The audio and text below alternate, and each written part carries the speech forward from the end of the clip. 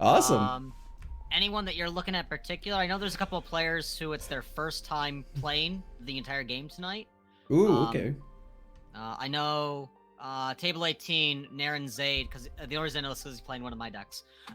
It's his first time playing my hero tonight. He borrowed a deck. He wanted to jump in and play. I think this is game 3 or 4 that he's ever played.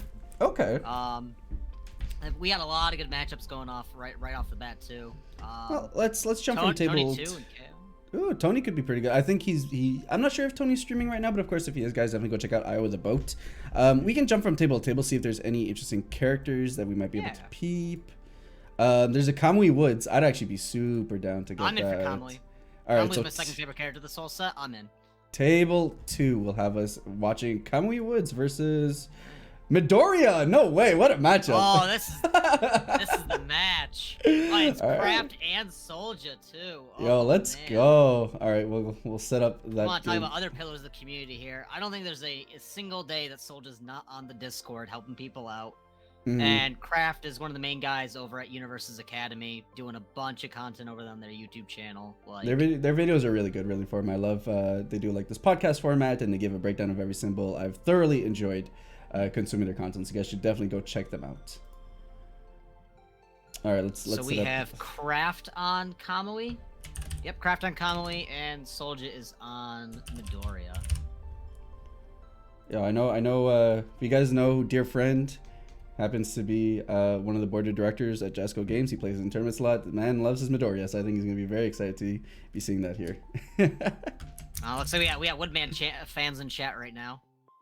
Talking about the old UFS.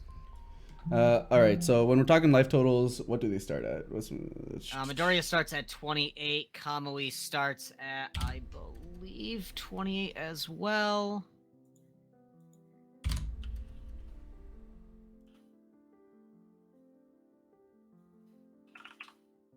I'm double checking for you just to be sure. All right, and Woods is 20. That's right. He's a 7-hand sizer. All right, there we go. I finally actually got around to organizing the cards in my folders so they're easier to find for the card display. I'm the weird one. I have to organize them and set number order for me to find them. I can't do it like alphabetically. I have to have them like I know right where everyone is in their number lines for the set, and I'm like, all right, so Ida's foundations are gonna start right here, and then like. Right, I have them. It means very similar system, but I have them just grouped in folders for each character. So like characters and their kits. So all the Lita cards are in that Ida file, and then all the Midoriya cards are in the Midoriya. It kind of makes it easier. Yeah. But like it's very similar to yours. Yeah, if I can go get my binder between, I actually went out and bought a label maker because this is how insane I am. I thought about it. I've been thinking for so long about whether I get myself a label maker or not. You know, I was like debating about it for so long, and now that I have one, like everything in the house is labeled. It's great. All the spices in the pantry got a label on it. All my cards got a label on it. Things that don't need labels got a label on it. Yeah. My desk has a label that says desk on it. All right. So in terms, this is going to be a very interesting matchup because, you know, Kamui is a deck that loves to block. And Midoriya is a deck that likes to attack. He also likes to block too, though. True. On his side, he always is going to want to get that block off. And it's going to really start digging into that +10 that he's going to be able to do. Because +10 is real good when you pitch your hand. +7, +6, I'll keep my hand. Right. So it's a really interesting counterplay between the both of them. Mm-hmm. And then, of course, like we were talking about earlier in the stream, you know, Midoriya is going to reward knowing what your opponent is doing. So the first step for Midoriya here is going to be identifying, okay, what symbol is Kamui playing on? And then once we understand that, it's, okay, with my knowledge of the card pool, how much can I force my opponent to sequence incorrectly so I don't get my perks off of guessing the correct zone? And that's really where we're going to see Midoriya shine in this matchup. And it 100% is going to be determining what symbol he's on first. That's got to be his first job, because water and earth have very different block symbols, just between those two by itself. Air's a little bit more mixed. It's got a little bit of everything. Water very much has one go-to symbol that it wants to block on. and Earth has one zone that it wants to block all day long. But they both have very, very weak sides. Mhm. Though, knowing Craft, I would place a bet that it's probably going to be Air. Right.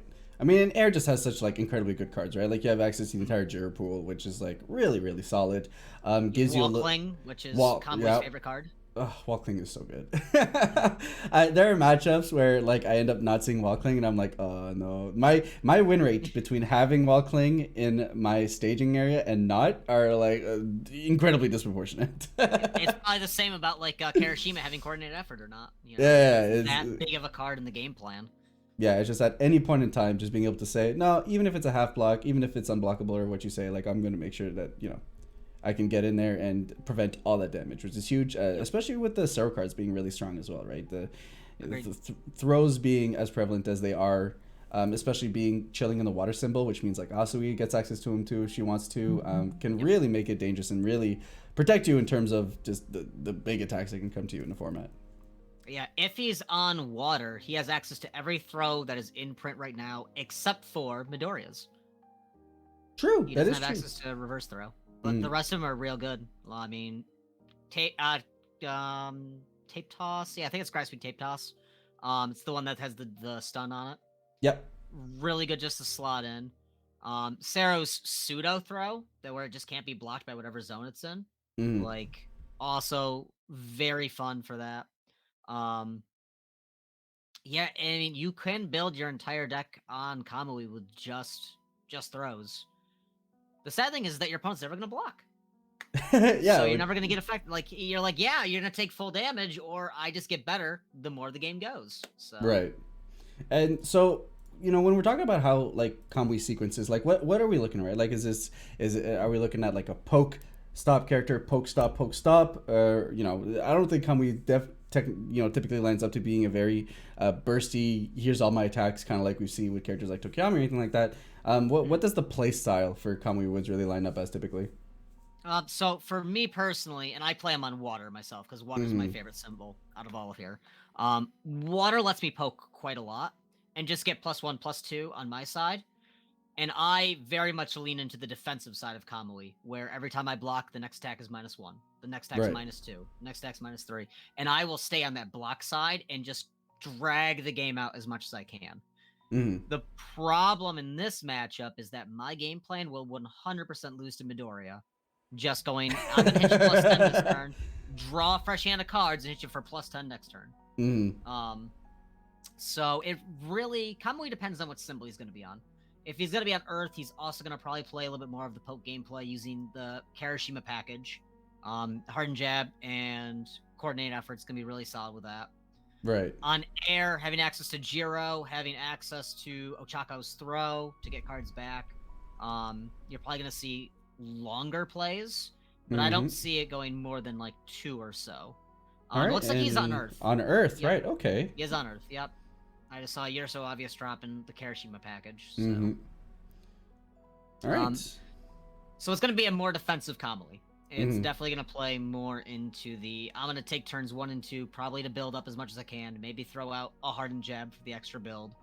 And Midoriya is more than likely going to be calling high most of this game.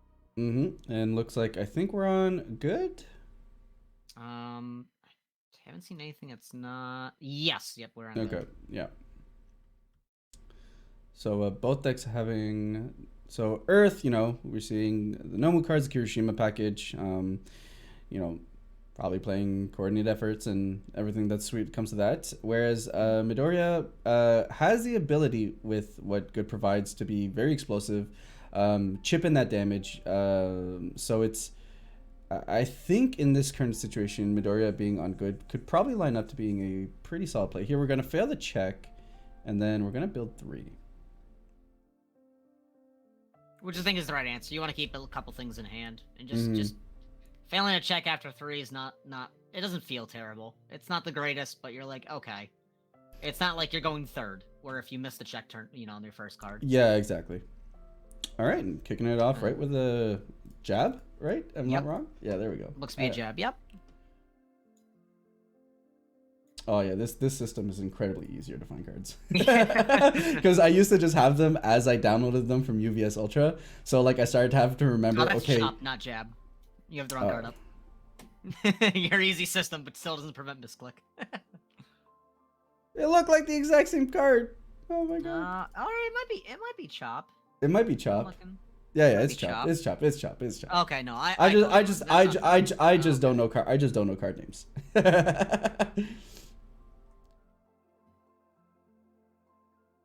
It's funny because most of my experience is on TTS, since I'm the one who does all the TTS tournaments and stuff like that. So like, I'm so used to just being able to hover over the card and be like, "Here it is, right here, I got Right. it." No Yeah. problem. Again, that's going back to the talk we had during the meta breakdown, though. It's getting used to the formats that we're playing in. Yep. Webcam format is definitely a different beast, and you just got to get used to it. Absolutely. Looks like we're just going to take it. Go down to 22. Tim out here as Midoriya, if you're confident in your ability to call the attacks to come, your face is way more valuable than one fun. Oh, absolutely. It's the kind of ability that pays dividends if you're able to just consistently like being able to call your opponent correctly. Especially when you're playing on Earth, I think you are a little bit more telegraphed in terms of other symbols. The diversity is a little bit rougher on Earth in terms of where it blocks and where it attacks. So I think you can be in a very good position in terms of where things are coming. Agreed. But again, this is gonna fall down to player knowledge here. It's Oh, of course, does 100%. Nostalgia know his cards well enough to make that call? Yep, 100%. All right, starting off with a throw. First throw. Yep. Which is good. I think if you're in a position where Kamui wants to like set himself up to block, at the very least, no matter what, you're gonna catch up damage even if he does. And I think that's definitely like the right way to go about the matchup.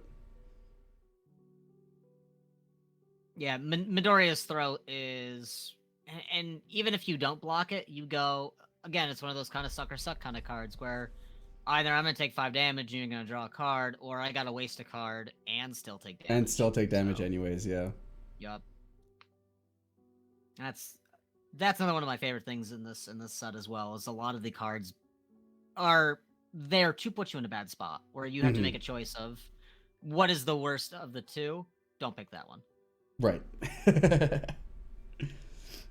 Looks like it's gonna go for the block though, which definitely not giving Midoriya some more gas in the hand is probably the right call for sure. Yeah, especially since Midoriya is 100% a deck that can turn to, just with the explosive leader. At any point in time, just okay, here's my hand, and then here's bumping this up until the stratosphere. So yep. I think preserving the life total here is definitely the correct call as much as possible. And then grabbing it down with cord. Yep. Yep, then we're just gonna go back into building some more foundations and makes sense. Don't give him value. First off, you just kind of want to build to get into the mid and late game, but at the same, just don't give Kamui his value from being able to commit and uncommit himself over and over and over again. Agreed. Yep. And Midoriya is frightening with momentum, just chilling there. Yep. So we already did see a determined victory smash that got checked. It was either the first or second check that happened. So we know he's got the explosive cards in there to like finish the job. Yep.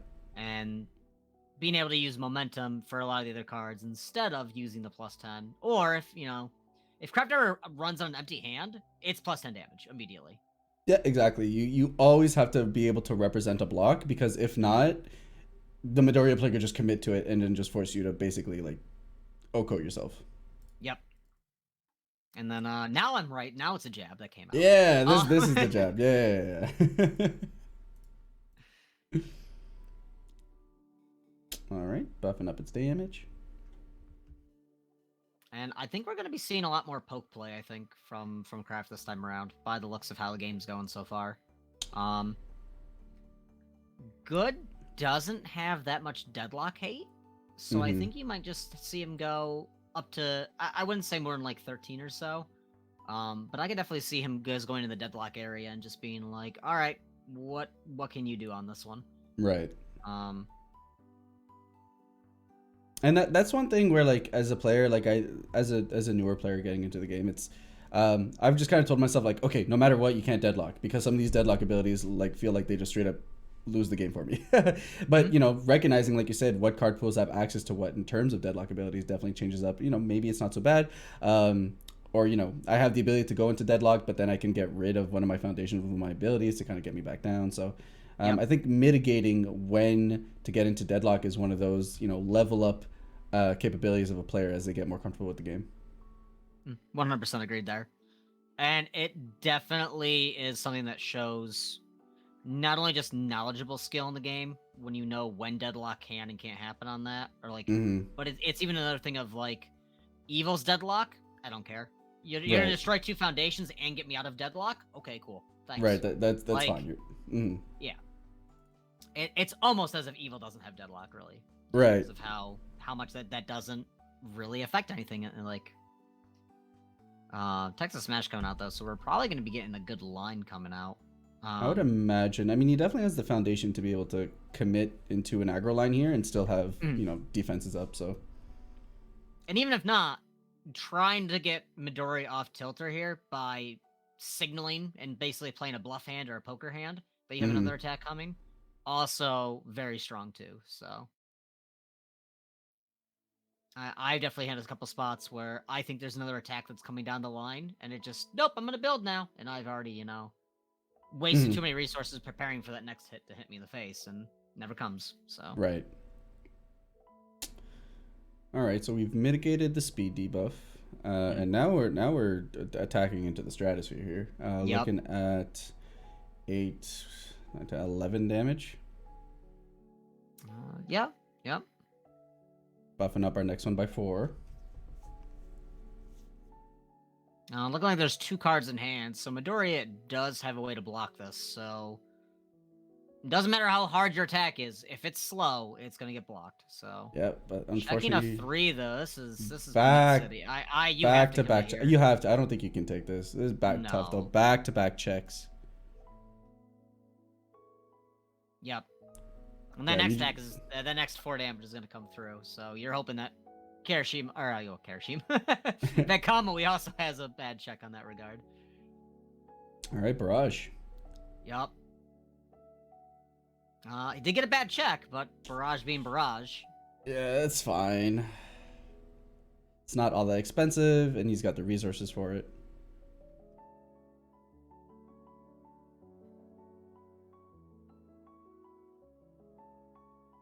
Fidu in chat is right though. With the DLC, Evil did get a deadlock that is really good now. It's still not super scary, but it's definitely better than what Evil had to begin with, which was and we'll see that, right? Like with the symbol pool deepening, the more access, and some symbols are stronger at some aspects of the game than others, and that's perfectly fine. Yeah. That's what provides the variety in gameplay. So. This is still a beefy barrage. I mean, it's 11 damage at the moment. Yeah, and it's probably gonna get a little bit bigger here in a sec. Yep, that's some damage. And we're just gonna take it. You have to. There's no. I mean, here it's just you could pitch the card if you're trying to cycle something out. But... if you had maybe because it was only 3 speed. If you had maybe a 1 or like it might be worth it. Hope for the 5 check, but depends on what he had in hand. It might be his combo piece too. He needs to be able to pull us out. All right, and it looks like we're gonna pass here. 4 standing foundations. That said, 15 health on Kamui though is kill range from Midoriya. It is within range, 100%. Yep. Now it's just it's probably my favorite phrase in the game. How much orange is Midoriya gonna see here? Because if Midoriya sees orange, see orange, play orange. Orange, play orange in this Absolutely. situation, I think. Absolutely. But unfortunate checks here for Midoriya. So here's to hoping that on the aggro turn, able to check a little bit of gray to balance out the orange on those blocks. Well, in theory, you're definitely making more on that. You've lowered the probability of hitting more of the oranges. So. All right, and there we go. See, there we go. Dropping a plan ahead though. That's a card that you really do want to see against this deck, because if you can make the right call playing ahead, Kamui does nothing. Just does nothing that turn. Mm-hmm.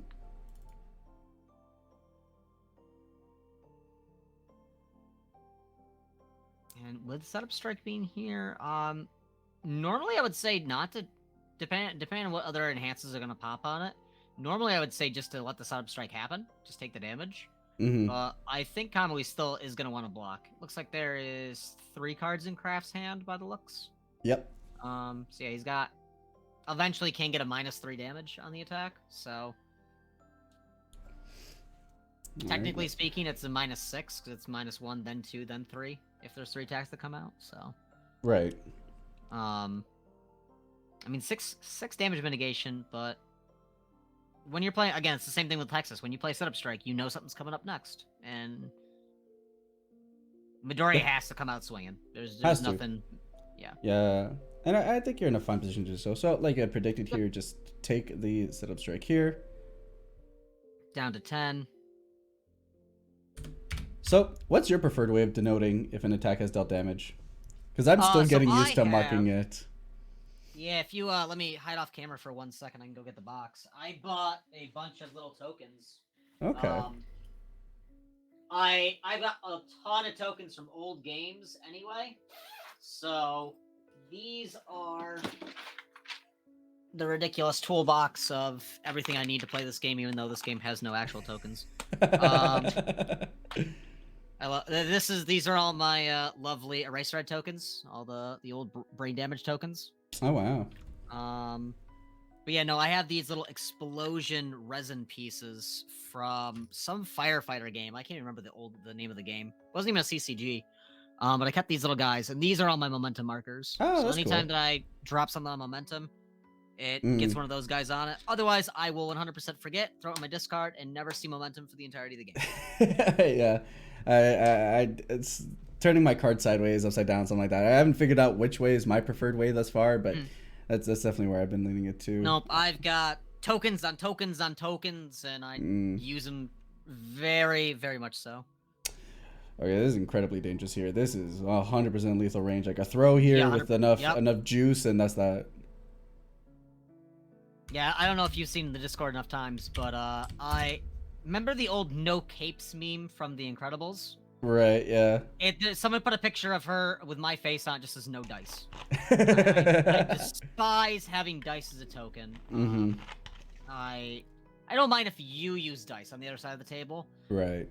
Friends I play with are very excitable and will hit the table very often, and my dice just go everywhere. So I've gotten very much used to never using dice ever. Very tough here. Not seeing the last orange you need to break through. Seeing a lot of orange on checks though. yeah, that's definitely the game itself is the game probability on that too. Like, Kamui, being a 7-hander can definitely dig for that orange. And Midoriya, yeah, I mean, especially with the punches that Kamui's playing right now, can push out like a chain of very big attacks. If he has another barrage, he can dig for another barrage in his discard pile. Only 2 blocks represented over on Midoriya's side, so it'll be. I think Midoriya at this point is at the mercy of how much orange Kamui ended up drawing. Yep. And also, Soldier did not draw any of his card draw engine. I see one of the passing the torch, and that's the only card draw he has on the field right now. Right. And I do believe I saw 2 of them get checked over the course of the game. So, and that's a lot of what Midoriya definitely wants, is to have card draw to refuel himself back up after that +10. Yep. Yeah. All right, we're gonna negate speed, make it easier to block.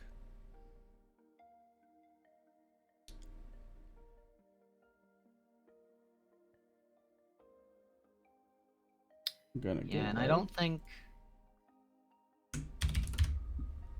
pull your punches. I do see he's got pull your punches down as a foundation. I don't think pull your punches is gonna do too much in this matchup. I think that's a card that when this game goes to the game 2, you're definitely gonna want to swap that out.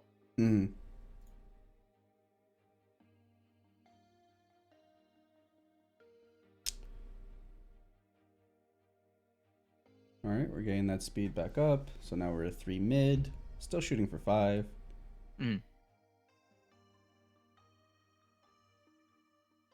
Yeah, just double checking on pull punches, and yeah, there's no with this specific deck you're going up against. I definitely think you pull no more punches back out for whatever you have in your sideboard because it's not gonna. It gives you that little bit of card clearing, but it's not doing anything for you defensively, and you need to have the defensive stuff on this deck. Mm-hmm. Barrage after barrage. Barrage after barrage. So if you weren't in, like, if the intention was to not block this attack, probably just pass on your enhances and just not waste the speed diminution, right? Or is that just trying to force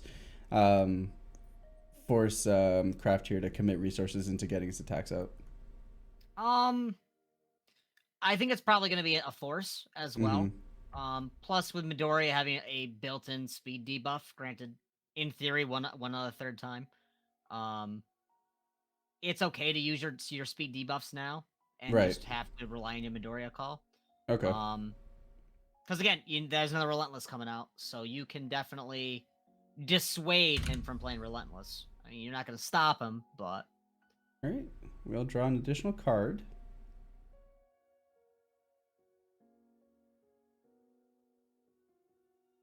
And this attack is officially at lethal range on a half block.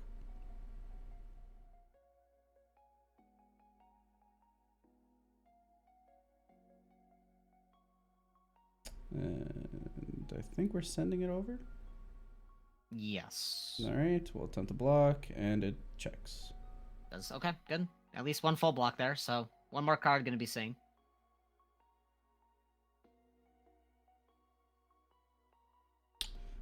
Wow, who would have seen that coming? The other brush. Nope. Who would have ever thought so many barrages? Yeah, that he would play the one that he pulled out of his discard pile right away. Yeah. I don't see that Midoriya called the -3 on it, though, for the speed, so... Because I'm not showing Craft marking that at all. Unless they're just doing it in their head and, you know, calling it at 0 at the moment, but I'm not showing... Because there's no way you call anything other than mid when you pull mid at this point. Barrage. Probably, right? Because you want him to force you want to force him to play one of his higher difficulty attacks to make that barrage harder to play. If he tries to play around it. That being said, with enough foundations there, I think Midoriya lives this turn. Might be early to call it, but I think Midoriya probably is gonna live that turn. Yeah. If he block, maybe. Right, because they're not speedy attacks. They're just very heavy attacks. They're just and that's kind of Nomu in a nutshell. Is a very slow, but once that one punch gets through, it's taking you down, you know, half your health easily. Right. Chat does not have faith. Chat right now is not having any faith in this.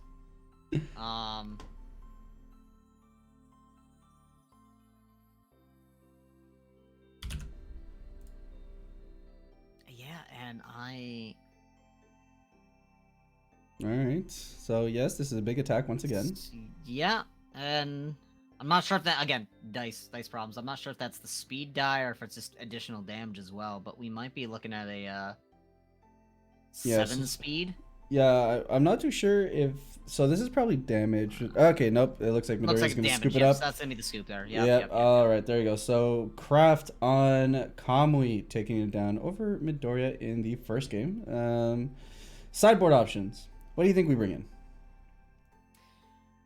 I honestly don't think Craft changes anything there on the sideboard. It looks like that's going to be exactly the case there. They're just kind of shuffling through. When you have a game almost that handedly, like even with the life totals being as close as they were, that kind of was Kamui pretty much in there. Soldier looking like he's only gonna pull 2 cards. I think you throw away the pull no punches. I don't think they do anything for you, and I think you pull something from your sideboard that's more defensive.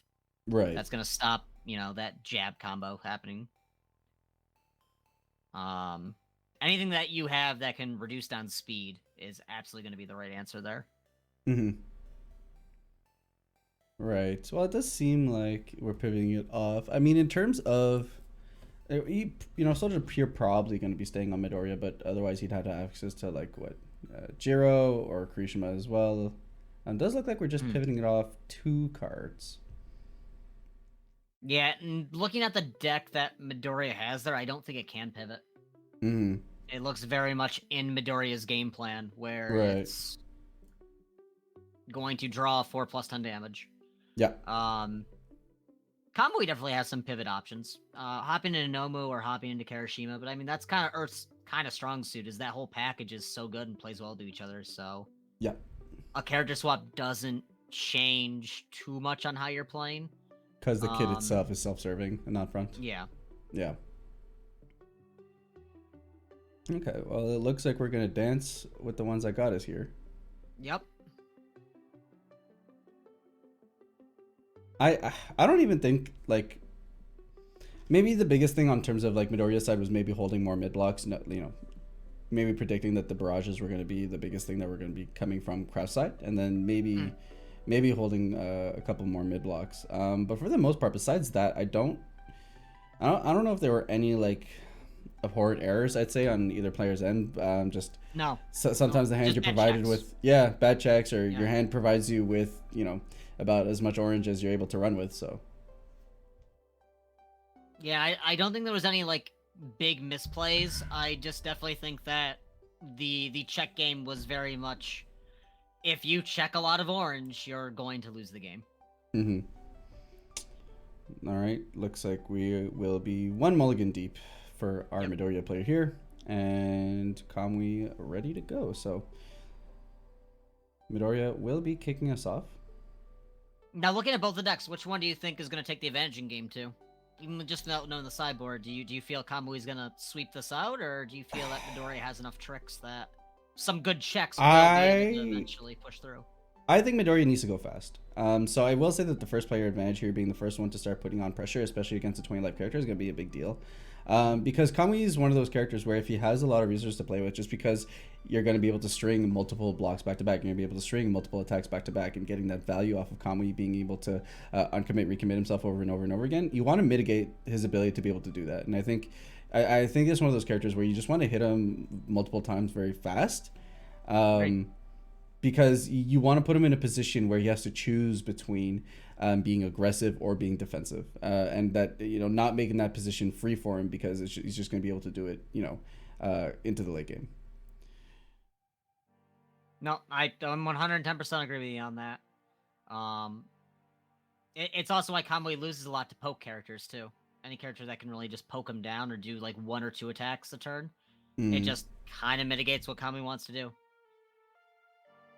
Kamui, you're gonna see probably be a big meta call in like 2 metas once Air and Bakugo rotating out all the cards and playing a ton of cards, and Tam Carwell's Ochako become the big thing. Yep, because that's a lot of attacks a turn that you're just gonna keep minusing. Exactly. I think Kamui is a very scalable character in terms of what we'll see moving into future sets for sure. Midoriya with the very unfortunate check still.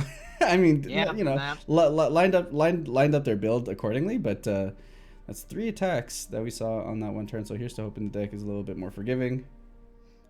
No review. Moving on to the draws.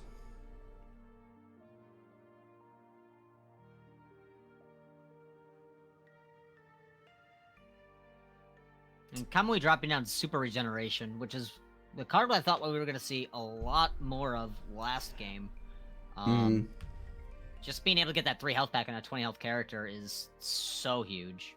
It makes all the difference. I got from my previous history in other card games, health, like regaining life or health, has never always been like an impactful ability, but like in a game like My Hero, where like you get it incidentally on top of being able to build your resources, cards like Super Regeneration just pay their dividends incredibly well. So it's a very nice change of pace. And in general, the MHA card game has served as a nice change of pace in terms of what I've been used to in my history with TCG. So it's been very nice seeing those kinds of cards have impact. Nope, I agree with you. I've definitely played different TCGs than I know you have.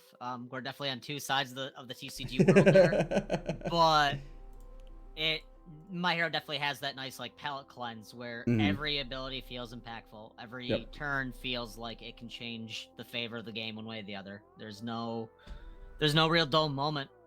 Maybe turn one when you can only build, but that's over in an instant now that people have gotten so good at the game that they just build out, and as soon as Tomb Turret hits, the gas pedal's on. Yep. And I think the reception on the Mulligan rules has been really positive. I think people have had a few weeks now to really get to experiment and feel about it. And I think the asymmetrical aspect of it has been, I find it incredibly interesting, and I think it adds a fun layer of change to how you would decide between going first or second. Yeah, I have seen people elect to go second for many reasons. Mm-hmm. Sometimes it's even just timing around is getting short. They want the last turn. That's a massive aspect of it too. Yeah, for sure. There's definitely some decks that want to have an 8-card hand size straight out. Kamui is definitely one that likes having the 8 cards. Asui too, just having the little bit more gas to go through. Yep, Shoji can abuse it, gets the review, then get the free, and then you're just massive hand on turn 1. Mina as well. Mina also gets a chance to really abuse that new rule. So there is choice now, and I think that's above all. Even with it, asymmetry is fine as long as it's not even as long as it's balanced, as long purposeful. As it's close. Right. But both choices have a meaningful way to be like, okay, this one could be better in this situation than the other one. Yep. All right. Looks like we're currently sitting at a 7 high speed, 5 damage Texas Smash. Yep, and you're exactly right on that. Whoa. You wanted Midori to come out swinging, and here we are. That's what we're doing. Okay, we're basically just saying I don't respect you enough to think you can kill me. Yep. So you know what? I'm just gonna send it all here. So we're looking at a massive 15 damage for 4, 5, 6, 7 high. And we're just gonna do our thing, draw a card. 2, 3, 4. Yeah, with four foundations, Craft definitely can block it. Yep. But it's committing out everything to do it more than likely. And there's another speed bump there, so now we're coasting at 9 speed. And this is actually exactly what I think Midoriya should be doing. I think there you go. Yep. That is incredibly scary. But also straight in a nutshell. Also straight up saying, I don't think you can kill me. So I'm just gonna try and kill you. Yeah. Well, we've seen it that it takes his deck a little bit. Craft takes a little bit of time to get his engine going. Yeah. So, going into full aggressive Midoriya, definitely a good call. All right, just gonna pass on that. Yep. But again, Midoriya also got access to more of his card drawing ability this turn too, to make it so it's not detrimental to do the +10. It still hurts. You're still at the random mercy of whatever the deck gives you for your blocks, but being able to draw 2 is better than being able to sit there defenseless and go, please don't hit me. Right.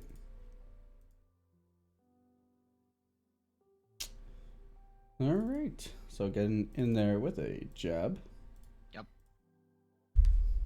And just like last game, second verse is going to be same as the first. I don't think Woods is going to change his game plan too much here. Even being down to 5 health, it's going to be little pokes and build when he can. Yep. It's just 5 is like territory where, a throw is basically lethal at this point. So, and like guaranteed lethal. So. Yeah. Oh yeah, the throw with +10 is dead. Yeah. But Craft also is up a game, so True. He's able to go ahead and maybe not play riskier, but play a little bit more on the side of, if I can survive this turn, I can get you next turn kind of thing. Right, like he can play for the win a little bit more aggressively, just because he's up the game and can kind of freeform it a little bit. Yeah, exactly. And if loses, gets to choose if he wants to go first or second. True. So. And second jab coming down.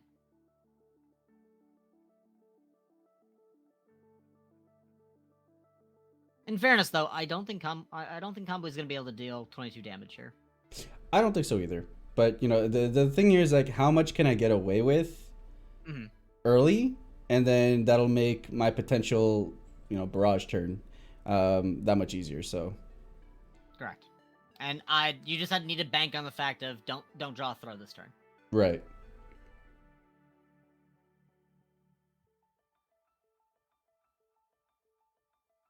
All right, we will block. I'll check.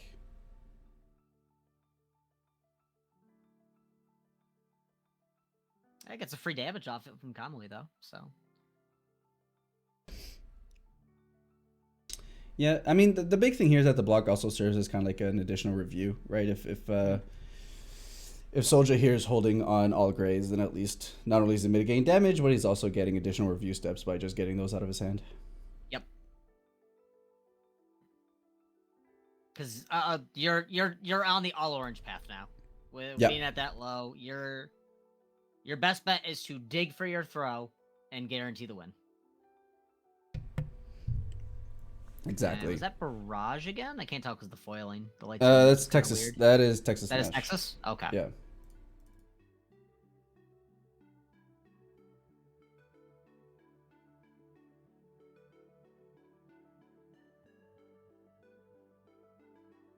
Are there other spectating options? Wow, way to say that you don't like spectating our table here. I'm just kidding around, guys. I do know that Unfun Stuff is also streaming on Twitch. So if you guys want to go check out him, definitely. That is Tony currently streaming? I was going to say, I think Tony 2 is also streaming as well. Okay, so you guys can go check out Iowa the Boat also. So there are multiple content creators that are also casting their games if you guys want a more personal spectating experience.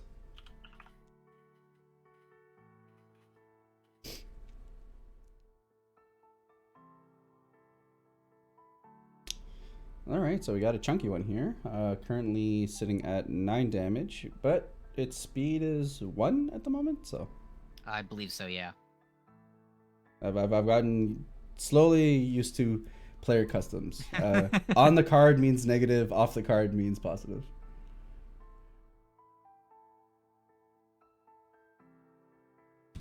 He found his attacks back to back. You know, maybe.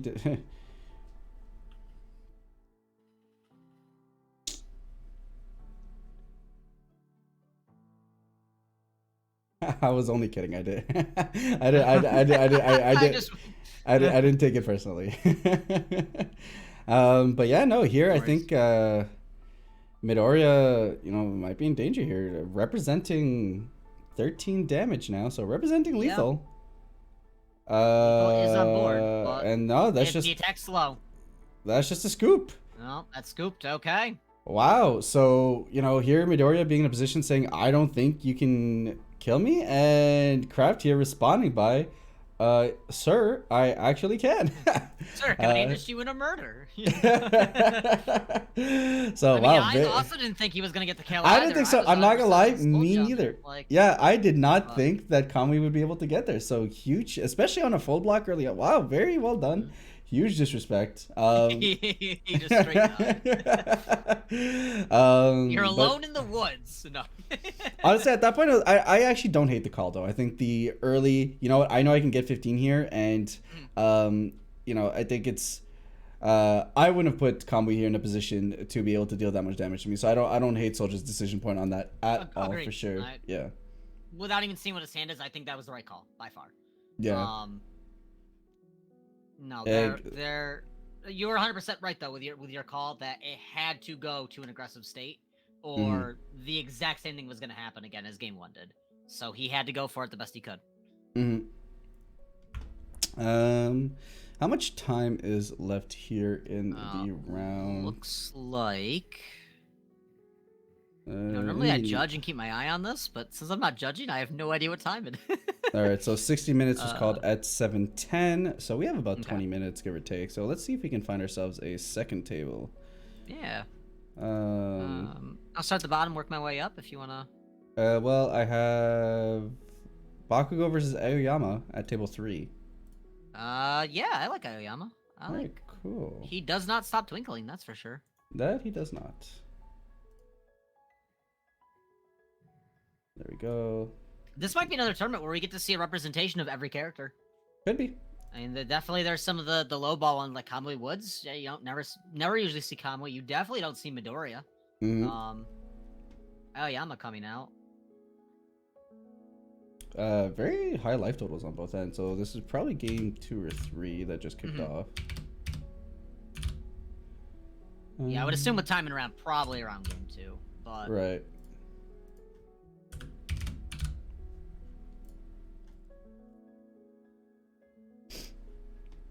And here we got, let's see, it is Kaizen versus Kaizen and Man. Mullet.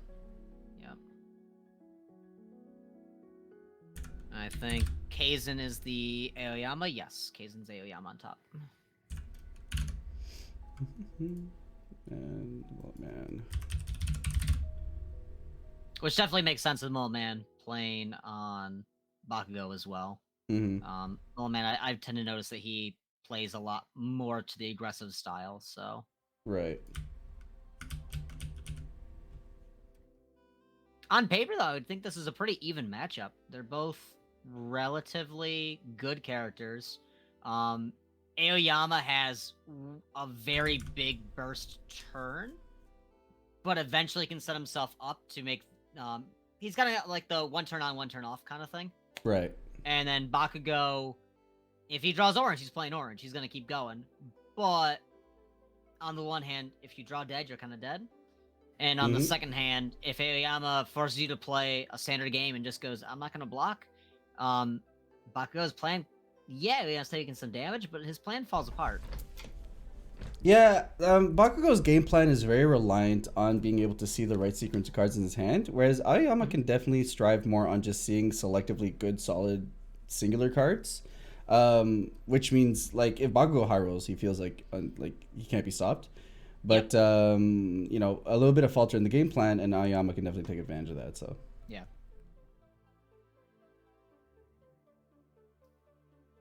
I will say that is the one thing I do love about this game, like, overall, more than anything else, is how much flavor that they got the mechanics of the game to impact the characters and their card pools.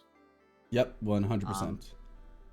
Bakugo is definitely high explosive, high go in, and he is going to win. He might lose, but he'll win, even when he loses. And then Aoyama's got one big attack, and then he's got his tummy hurts, he's got to sit down, he's got to recharge, and he'll be back next time. So here, Howitzer Impact. Yep. Gonna buff it up. So, like Bromley was talking about, you know, Bakugo being one of those characters where we're not looking to play traditional, you know, MHA UVS, just because we're constantly clearing our card pool. We're always putting ourselves in a position where it turns out our first 3 cards, for some reason, all have the same progressive difficulty of nothing. Yep. Zero progressive difficulty sounds great on the 3rd or 4th card, you know. Yeah.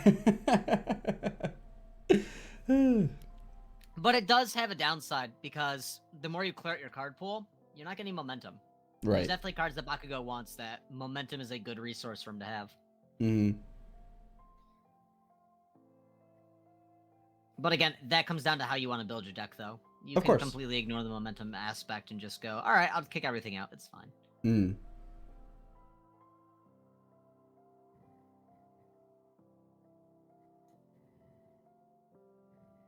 Alright, so we'll go ahead and kick out the Howitzer.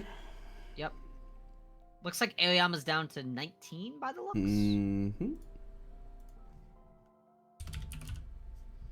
And we're just done. Other side. You changed life total for the wrong character, for the wrong person. No, I didn't. Control Z, the savior of the stream.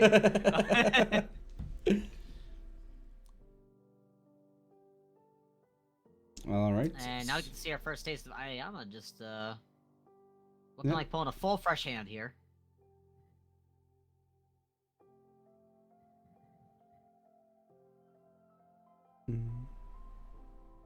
Now, is this the first time that we've seen Aoyama on stream? It is the second time. I believe either last week or the week before we had an Aoyama that was sideboarded either into or sideboarded. Yeah, we saw a Nomu, I think, that sided into Nomu Aoyama. Yeah. All right, so Earth Aoyama here, kicking us off with a jab. Yep. Good old Earth package. Can't go wrong with it. And if it ain't broke. Earth also has a lot of good flip effects too that Aoyama can definitely abuse between Trey Sheet Cape and his own attacks. So making those pseudo once per game abilities into many abilities, you know. Exactly. Which is, you know, I think that it's one of those characters, you know, when we talk about the characters that can scale with for a future game design or not, you know, Momo, like Brahmi was talking about, scales with future design. I think Aoyama is one of those characters that, because of how powerful flipped effects can be, the deeper the card pool goes into things that can be very explosive on flips, the better it is. Agreed. I mean, being able to flip up your apathetic 2-3 times, you know, that's absolutely scary, and that's a big one for Aoyama. That's like his bread and butter. I've been seeing a lot of decks been using. So, interesting rules question that popped up in my head. And, you know, if you can answer, great. If not, it's okay too. So because you can build cards from the top of your deck, right, into your stage. Yeah. Can you even attempt to unflip an attack card in your stage or not? I do not believe so. And even if you did, it would still just be a blank foundation. Okay, so if it would just be blanked at that point. Yeah, because it is a card in a wrong spot. So according to Tim, you can, and it'll immediately discard. All right, good to know. Oh, okay, so it doesn't stay there as a blank one. Okay. That could be. You can get yourself out of deadlock that way, I guess. Yeah, I get you out of deadlock. So yeah. I love having Tim in chat. Because I end up throwing up a bunch of random ruling questions when I'm commentating these streams, and he always has the answers. It's great. Yeah, it's definitely an edge case one that I like.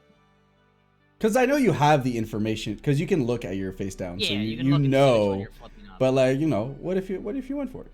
Yeah. Getting away out of deadlock's not terrible. It's at least something. It's just funny to do. Also, use. I mean,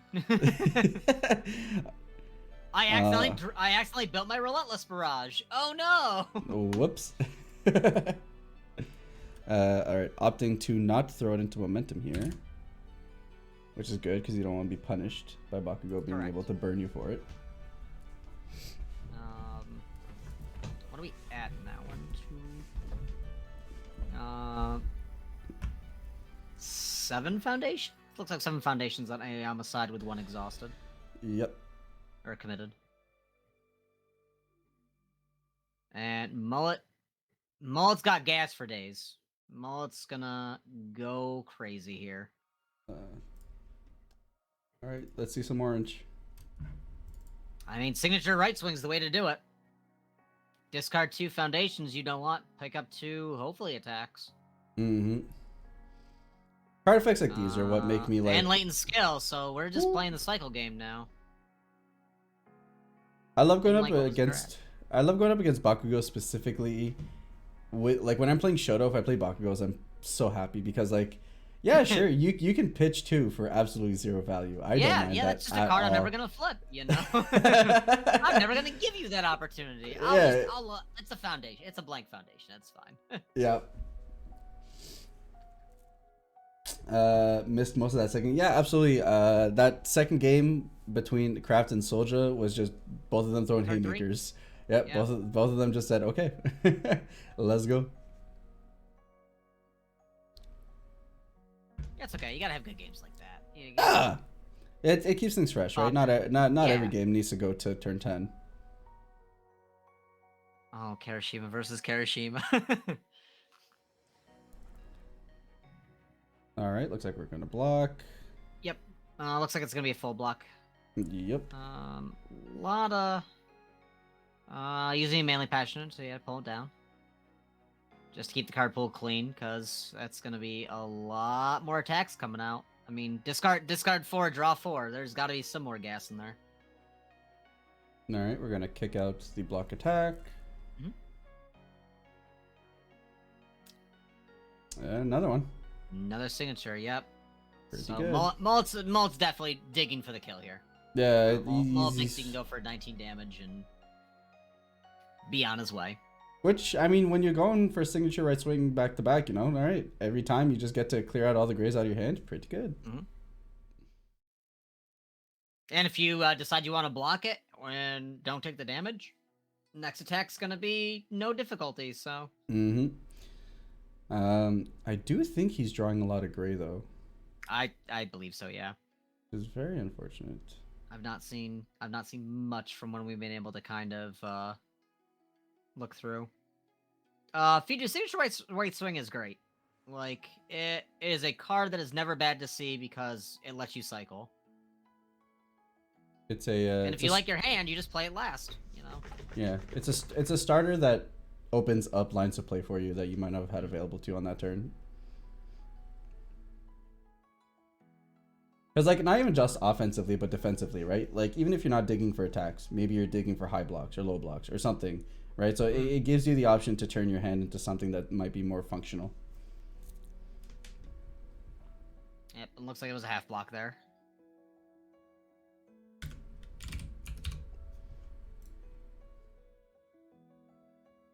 And taking a little bit of chip, and I think that's a lot of orange. that's maybe. I definitely see 3. I see at least 3 orange in there. Hmm. Looks like it's a long-lasting. Yeah, long-lasting explosion. Yeah. No, that one's a monster blast, but there's a long-lasting, I believe, in hand as well. Right. And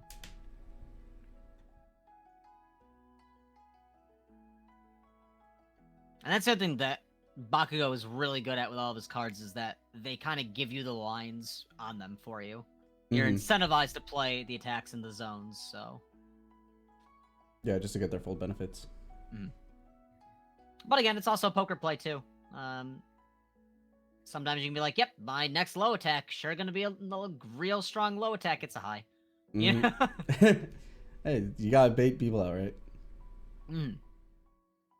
For sure.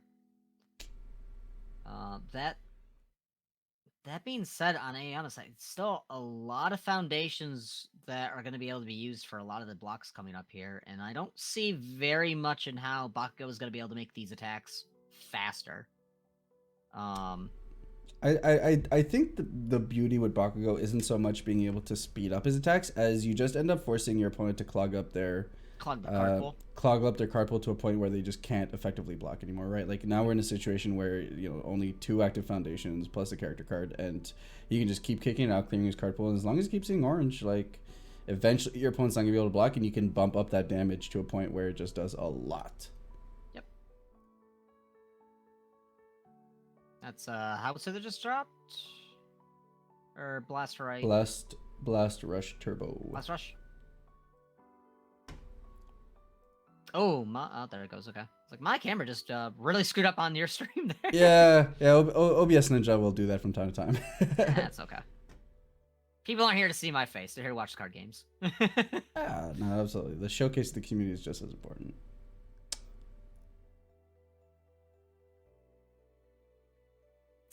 Okay, so we're passing checks. Yup.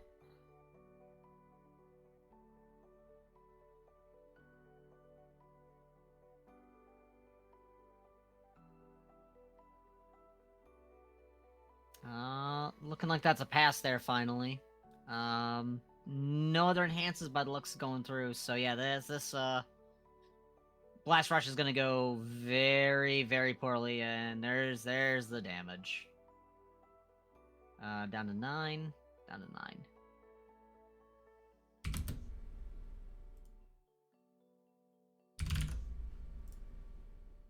9. Yep. Draw orange, play orange. Pretty much. Here we got another Monster Blast.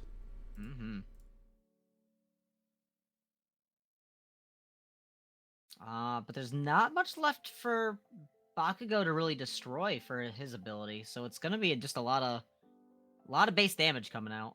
Pretty much, yeah. At this point, you're really just trying to deal enough face value on these orange cards to get there. I mean, and with 8, it's not too bad. Should be able to get there.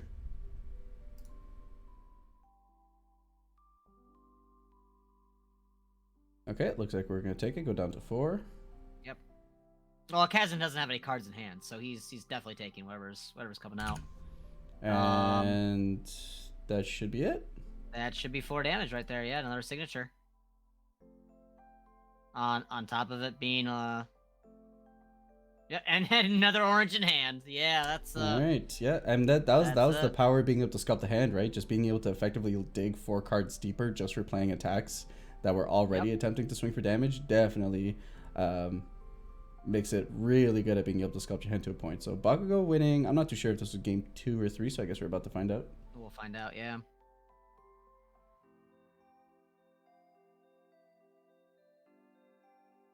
Oh, speaking of people popping in the chat, Good Body Croc just popped in too. He will never play this game, but I'm glad to see you out here watching tonight, boss. I tried to explain this game to him. I think he fell asleep on me, so you know. Well, there you go. But no, Fidu, I definitely 100% think that Signature is a really good card. Just the fact that you can sculpt your hand the way you need it to and give you additional advantages and opportunities, fantastic. It does look like they're de-sideboarding, so this might have been it for Yeah, the it looks like match. that was game 3. All right. Well, congratulations to the Bakugo player. Well done. Good job, Mullet. Yeah. A very exciting game. Explosive. We saw exactly what Bakugo lines up to do, right? Exactly what it's attempting to do with its game plan. Unfortunately, weren't able to see basically Aoyama kind of shine in that sense, but you know, it's fine. There's lots of rounds of the tournament to be able to see what the different multitudes of characters are capable of doing. So that was it for round 1, everybody. We're about leading up to the last 5 minutes of the rounds as people wrap up their games. So we're going to go ahead and take a quick 5-minute break, and then we'll be right back with the start of round 2. So we'll catch you guys in a minute. Sounds good.